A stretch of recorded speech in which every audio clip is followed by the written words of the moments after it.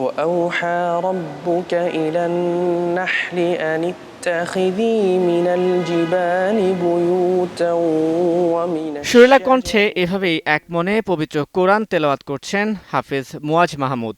সদ্যই বিশ্ব জয় করে দেশে ফিরেছেন তিনি। এ যাত্রায় পরাজিত করেছেন ১২৩টি দেশের ১৭৪ জন কোরআনের হাফেজকে। তবে একা নন, সঙ্গে ছিলেন আরেক সহচর হাফেজ আনাস বিন আতিক। আন্তর্জাতিক পরিমণ্ডলে কোরআন তেলাওয়াত প্রতিযোগিতায় বাংলাদেশের আধিপত্য নতুন কিছু নয়। তারই ধারাবাহিকতায় এবারও এলো সাফল্য।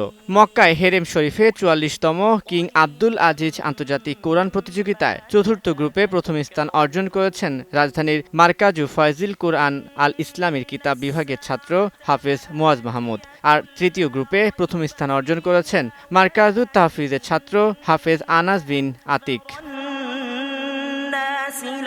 চাঁদপুর থেকে ঢাকা, এরপর বিশ্বজয়। তবুও নেই কোনো উচ্ছ্বাস, নেই বাড়তি কোনো উন্মাদনা। এমন সাফল্যের পর দেশবাসীর কাছে দোয়া চেয়েছেন হাফেজ মুয়াজ মাহমুদ। একই সঙ্গে জানিয়েছেন নিজের ভবিষ্যৎ পরিকল্পনা।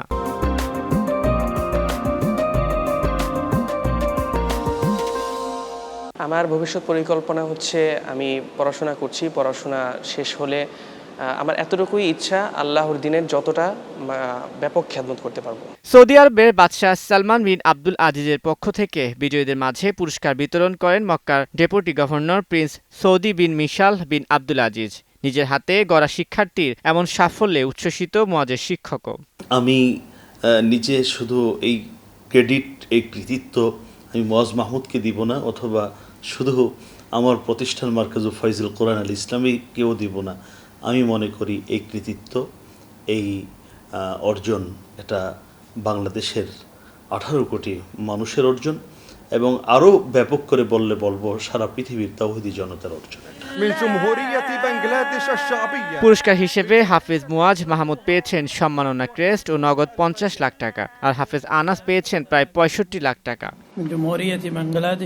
তানভীর হাসান, সময় সংবাদ, ঢাকা।